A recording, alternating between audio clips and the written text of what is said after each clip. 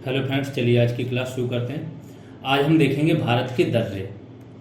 ठीक है, दर्रा होता क्या है, कहाँ कहाँ है भारत में, किस राज्य में है और इस पे किस किस टाइप के क्वेश्चन आते हैं, वो सारा डिटेल में देखेंगे। तो चलिए शुरू करते हैं। देखो, भारत के दर्रे, इसकी परिभाषा पहली चीज़ तो पता होनी चाहिए, दर्रा बोलते किसे हैं। ठीक है, तो दर्रा वो चीज़ होती है, जैसे यहाँ लिखा है, पहाड़ियों एवं पर्वतीय क्षेत्रों में पाए जाने वाले आवागमन के प्राकृतिक मार्गों को दर्रा कहा जाता है। ये तो हो गई आपकी किताबी भाषा। अगर इसको प्रैक्टिकली देखो तो जैसे कोई ये पहाड़ है, यहाँ पे पहाड़ है कोई, अब यहाँ के लोगों को इस तरफ आना है तो पहाड़ की तो एक हाइट होती है। यहाँ दूसरा देश है, यहाँ हाइट है पहाड़ की, जैसे पाकिस्तान मान लो, इस तरफ है आपका पश्चिम में पाकिस्तान, तो ये हिमालय पर्वत श्रृंखला इधर भी फैली हुई है। ठीक है, प्लस यहाँ पे और भी पर्वत है, सुलेमान और किरथार रेंज वगैरह भी यहाँ पे है। ठीक, तो अब यहाँ पे पर्वत श्रृंखला है, यहाँ के लोगों को यहाँ आने के लिए मार्ग चाहिए, कुछ मार्ग चाहिए, तो कैसे मिलेगा? पर्वत श्रृंखला तो लगातार है, तो पर्वत श्रृंखला लगातार नहीं होती, बीच बीच में क्या होता है, हल्का सा उनका बीच में छूटा हुआ स्थान होता है, वही स्थान दर्रा होता है, जो आवागमन का मार्ग होता है, प्राकृतिक मार्ग। ठीक, अब ये मार्ग थे यहाँ पे इंडिया में, जैसे यहाँ पे देख लो, पहले जम्मू कश्मीर में कौन कौन से दर्रे हैं, बुरजिल, पीर पंजाल, जोजिला और बनिहाल, ये आपके कहाँ है, जम्मू कश्मीर में, कराकोरम है। फिर आपका यहाँ पे हिमाचल में रोहतांग दर्रा, बारालाचाला दर्रा और सिपकीला दर्रा, ये सारे पहले मैप पे जान लो, फिर हर एक दर्रे के बारे में थोड़ा और डिटेल में चलेंगे। ठीक, फिर उत्तराखंड में आपके 3 हैं, माना, नीति, लिपुलेख। सिक्किम में 2 है, नाथुला और जेलेपला। फिर अरुणाचल प्रदेश में 3 हैं, बोमडीला, ये 3 मतलब मैक्सिमम नहीं बता रहा हूँ, अरुणाचल प्रदेश में 4 हैं वैसे तो, लेकिन जो इंपॉर्टेंट है आपके आते हैं। फिर यांग्याप और दीफू। मणिपुर में आपका तुजू है। ठीक, अब दर्रों का काम क्या होता है कि प्राकृतिक आवागमन के मार्ग बनते हैं। जैसे आपका यहाँ पे ये दर्रे हैं, इन दर्रों से अगर मध्य एशिया, ये वाले दर्रे भी हो गए, ईरान जिसमें मध्य एशिया में ही आता है, अफगानिस्तान, इन सब देशों से लोगों को यहाँ पे इंडिया में आना है, तो ये क्या दर्रों का इस्तेमाल करेंगे। इसी पे यूपीएससी में एक बार क्वेश्चन पूछा गया था कि क्या कारण है कि जितने भी साम्राज्य बदलने वाली लड़ाइयाँ हुई हैं वो आपकी पानीपत में हुई हैं। अब एक क्वेश्चन तो था हिस्ट्री में, लेकिन ज्योग्राफी का पूरा यूज था, क्योंकि पानीपत जो स्थान है वो मैदानी एरिया है आपका, हरियाणा वाला, ये वाला समझ लो, यहाँ पे है पानीपत वाला। ठीक है, ये मैदानी एरिया है आपका। अब जब मैदानी एरिया है, उसमें आने के लिए पहले क्या होगा, तो मध्य एशिया से आ रहे हैं, जैसे ईरान से जो प्रथम पानीपत युद्ध हुआ वो बाबर आया आपका, इब्राहिम लोदी को हराया उसने। तृतीय पानीपत हुआ, उसमें कौन आया आपका, नादिर शाह अब्दाली आया। तो ये जब आएंगे इस तरफ से, तो इनको कोई ना कोई दर्रा चाहिए, तो ये दर्रे से पहले आएंगे, तो दर्रे जहाँ पे होंगे एक तो उस तरफ से एंट्री करेंगे, और जब एंट्री करेंगे तो एंट्री करके इनको फिर लड़ाई के लिए मैदानी भाग चाहिए।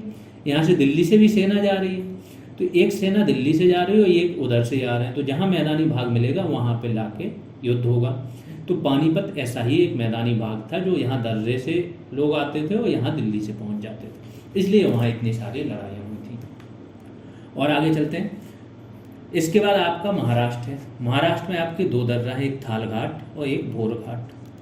फिर आगे चलते हैं केरल। केरल में आपका कौन सा है, पाल घाट और सेनकोट्टा दर्रा। तो ये सारे दर्रे हैं जो आपको पढ़ने हैं। अब वन बाई वन करके आ जाते हैं। जम्मू कश्मीर में देख लेते हैं, कराकोरम है,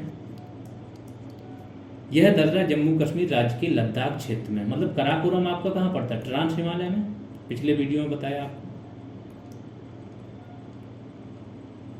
कराकोरम पहाड़ियों के मध्य स्थित है। इस दर्रे से होकर कंद या तारिम बेसिन को मार्ग जाता है। ठीक है, कंद बेसिन या तारिम बेसिन को जाता है। यह भारत का सबसे ऊंचा दर्रा है, यहाँ से चीन को जाने वाली एक सड़क भी बनाई गई है। तो यहाँ पे हमने एक हाइट पे चीन को जाने वाली सड़क भी बनाई है कि जब युद्ध वगैरह हो, इसलिए चीन इसलिए चिढ़ा हुआ है कि जो BRO है, बॉर्डर रोड ऑर्गेनाइजेशन, इसको जब से मोदी गवर्नमेंट आई इसको बहुत मजबूत कर दिया गया, ये बहुत सारे रोड ट्रांसपोर्ट के वहाँ पर चीज़ें बना रहा है। तो चीन इसलिए भी चिढ़ा हुआ है कि ये वहाँ पर जाके अपना इंफ्रास्ट्रक्चर बना रहे हैं, तो युद्ध वगैरह के लिए तैयार हो रहे हैं। फिर दूसरा दर्रा है आपका जोजिला दर्रा। यह दर्रा जम्मू कश्मीर राज्य की जास्कर श्रेणी में है, जो मैंने बताया था 3 श्रेणियाँ हैं आपकी ट्रांस हिमालय में, कराकोरम, लद्दाख और जास्कर। जोजिला दर्रे का निर्माण सिंधु नदी द्वारा हुआ है। इस दर्रे से श्रीनगर से लेह को जो राष्ट्रीय मार्ग है ना, राष्ट्रीय राजमार्ग बंडी, वो गुजरता है। फिर है बुर्जिल दर्रा, तो ये भी पूछ लेते हैं कि जो NH बंडी है जम्मू कश्मीर वाला, वो कहाँ से गुजरता है, किस दर्रे से। तीसरा दर्रा है आपका बुर्जिल दर्रा, यह श्रीनगर को गिलगित से जोड़ता है। यह दर्रा कश्मीर और मध्य एशिया के बीच आवागमन का, तो देखो बुर्जिल दर्रा जो है कश्मीर और मध्य एशिया के बीच क्या है, आवागमन का प्राकृतिक मार्ग है, पारंपरिक मार्ग। तो जितने भी आक्रमणकारी आ रहे थे मैक्सिमम यहीं से आएंगे। फिर चौथा दर्रा है आपका पीर पंजाल दर्रा, यह दर्रा जम्मू कश्मीर राज्य के दक्षिण पश्चिम में स्थित है। इस दर्रे से कुलगांव से कोठी, जो कुलग्राम है, कुलगांव है जम्मू कश्मीर का, वहाँ से कोठी जाने का मार्ग गुजरता है। फिर है बनिहाल दर्रा, ये भी जम्मू कश्मीर में है।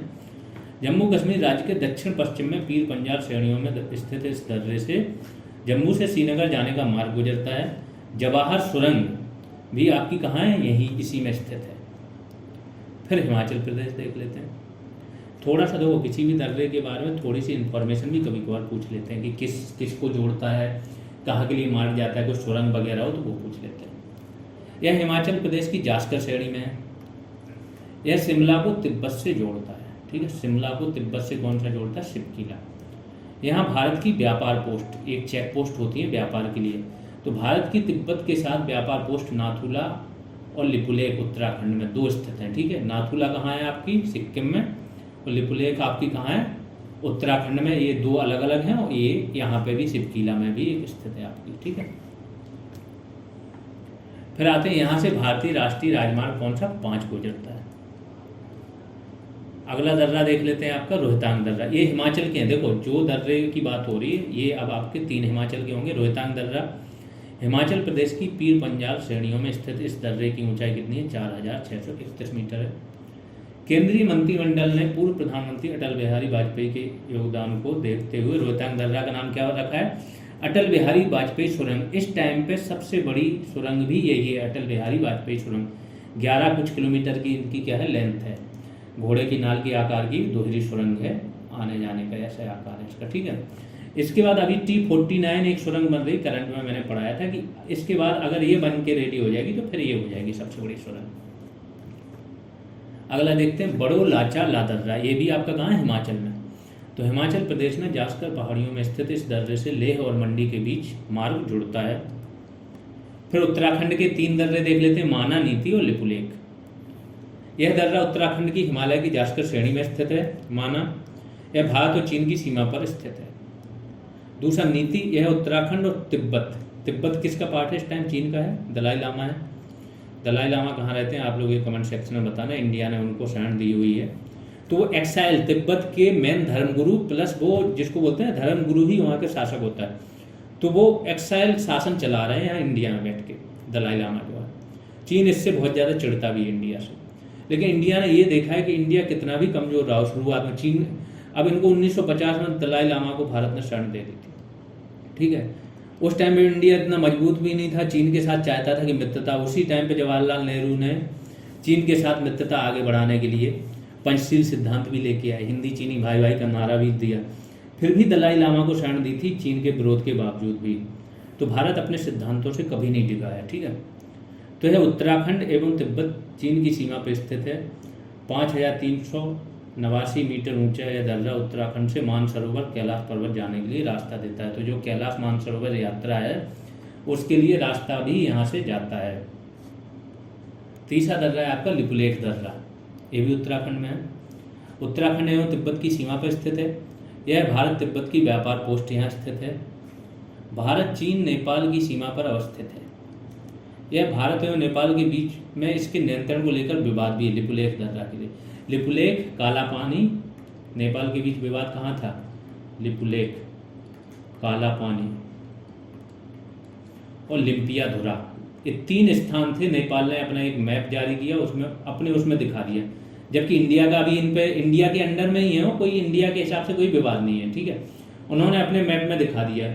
इतने छोटे से देश सब कुछ इंडिया चला रहा है और आप ये सब हरकतें कर रहे हैं, तो फिर इंडिया थोड़ी बर्दाश्त करेगा। तो यह भारत चीन नेपाल की सीमा पर अवस्थित है। भारत और नेपाल के बीच इसके नियंत्रण को लेकर विवाद भी है, परंतु वर्तमान में इस पर भारत का नियंत्रण है लिपुलेख पर।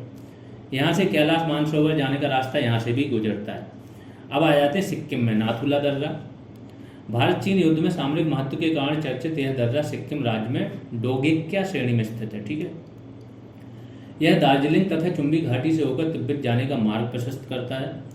चुंबी नदी इसी दर्रे चुंबी घाटी पे क्या होता है, चुंबी वैली, यहाँ पे भी चीन से विवाद चलता है। ठीक है, और सेना यहाँ पे आमने सामने आ जाती है कई बार। 1962 के भारत चीन युद्ध के बाद इसे बंद कर दिया गया था, जिसे 2006 में पुनः खोल दिया गया। आगे आते हैं जेलेपला या जोलेपला बोला जाता है। ठीक है, यह भी सिक्किम में, नाथुला जोलेपला ये दोनों सिक्किम में। इसका भी सामरिक महत्व है। नाथुला और जोलेपला दार्जिलिंग और चुंबी घाटी से होकर तिब्बत जाने का मार्ग है। फिर अरुणाचल प्रदेश में देख लेते हैं, बोमडीला। अरुणाचल प्रदेश के उत्तर पश्चिमी भाग में स्थित है। इस दर्रे से तवांग घाटी होकर तिब्बत जाने का, तो तिब्बत अगर जाना है तो आप अरुणाचल प्रदेश से ऐसे जा सकते हो। अरुणाचल प्रदेश के एक बड़े हिस्से पर चीन अपना भी बताता है कि हमारा उसका पार्ट है। बहुत सारे यहाँ के गाँव के और जो राज्य हैं, कस्बे, उनके नाम भी चीन बदलता रहता है अपने हिसाब से, लेकिन उसका कोई फर्क नहीं पड़ने वाला। आगे आ जाते हैं प्रायद्वीपी भारत के प्रमुख दर्रे देख लेते हैं। तो प्रायद्वीपी भारत में जो मैंने बताया आपके कि टोटल 4 हैं, लेकिन इम्पोर्टेंट 3 ही हैं। तो थाल घाट पहला, 583 मीटर ऊंचा यह दर्रा महाराष्ट्र में पश्चिमी घाट जो है उसकी श्रेणियों में स्थित है। यह मुंबई को किससे जोड़ता है, नासिक से। दूसरा भोर घाट, यह महाराष्ट्र राज्य के पश्चिमी घाट श्रेणियों में स्थित है। यह मुंबई को किससे जोड़ता है, पुणे से। तो वो मुंबई को नासिक से जोड़ता है और ये पुणे से जोड़ता है। तो थाल और भोर। पाल घाट जो आपका है वो साउथ की तरफ चला जाता है। पाल घाट क्या है, यह केरल से मध्य पूर्व में स्थित है। इसकी ऊंचाई कितनी, 305 मीटर है। यह नीलगिरी तथा अन्नामलाई पहाड़ी के बीच स्थित है। यह केरल और तमिलनाडु को जोड़ता है। तो केरल और तमिलनाडु को जोड़ने वाला कौन सा है आपका, पाल घाट। यहाँ पे आपके सारे दर्रे हो गए। थोड़ा और मैंने एक जगह दे दिया आपका, बनिहाल दर्रा जो है आपका वो देख लो। कश्मीर घाटी को बाह्य हिमालय और दक्षिणी मैदानी इलाकों के साथ जोड़ता है। बारालाचाला हिमाचल प्रदेश को लाहौर के लेह जिले से जोड़ता है। फोटुला दर्रा हिमाचल के लाहौल स्पीति है हिमाचल में एक जिला। ठीक है, इसको लेह जिले से जोड़ता है। फोटुला दर्रा लेह को कारगिल से जोड़ता है। रोहतांग दर्रा कुल्लू घाटी को हिमाचल प्रदेश की लाहौल और स्पीति घाटी से जोड़ता है। सिपकीला हिमाचल प्रदेश को तिब्बत का जो स्वायत्त क्षेत्र है उससे जोड़ता है। जेलेपला सिक्किम को तिब्बत के स्वायत्त क्षेत्र से ये भी जोड़ता है। नाथुला सिक्किम को तिब्बत के स्वायत्त क्षेत्र से जोड़ता है। इंडिया तिब्बत का स्वायत्त क्षेत्र लिखने लगा। ठीक है, वैसे वन चाइना पॉलिसी मानता है इंडिया। अब इंडिया ने जिक्र करना वन चाइना पॉलिसी का पिछले 10-12 साल से बंद कर दिया। पहले ये चीन बोलता था इसको। ठीक है, लिपुलेख दर्रा क्या है, भारत की चौड़न घाटी को तिब्बत के स्वायत्त क्षेत्र से, यह उत्तराखंड, चीन और नेपाल के टाई जंक्शन पर स्थित है। लिपुलेख दर्रा जो है आपका। खारदुंगला कहाँ है, लद्दाख को सियाचिन ग्लेशियर से जोड़ता है। यह विश्व का सबसे ऊंचा मोटर वाहन योग्य दर्रा है खारदुंगला। अभी एक सड़क बनी है विश्व की सबसे ऊंचाई पर स्थित मोटर वाहन योग्य सड़क। ये आपको बताना है, 6 महीने पहले का करंट है। और बोमडीला आपका कहाँ है, अरुणाचल प्रदेश में। तो यहाँ पे आपके सारे दर्रे हो गए। ये बीपीओ पेड बैच की जानकारी है, जिसे भी ज्वाइन करना है ये सारी चीज़ें मिल जाएंगी आपको। सिंगल पीडीएफ मिल जाएगी, पंचायती राज की, कंप्यूटर की सिंगल पीडीएफ मिल जाएगी आपको। इसका UP special topic wise MCQs, बहुत सारे एमसीक्यूज हुए हैं। 15 + 20 12 टोटल 27 टेस्ट तो आपके पंचायती राज पर हैं। और हर टेस्ट में कम से कम 150 से 200 क्वेश्चन हैं एकदम रिलेवेंट। तो ये सारी चीज़ें मिल जाएंगी। टाइम टू टाइम पे ग्रुप कॉल होती रहती है, आपकी डाउट दूर होते रहेंगे। फीस 299 है। इस नंबर पे पे करना है और ये स्क्रीनशॉट भेज देना टेलीग्राम या व्हाट्सएप पर। बाकी आप लोग जिसको भी क्लासेज अच्छी लग रही हैं बिल्कुल शेयर करते रहिए, आगे बढ़ाते रहिए। अभी के लिए इतना ही, धन्यवाद।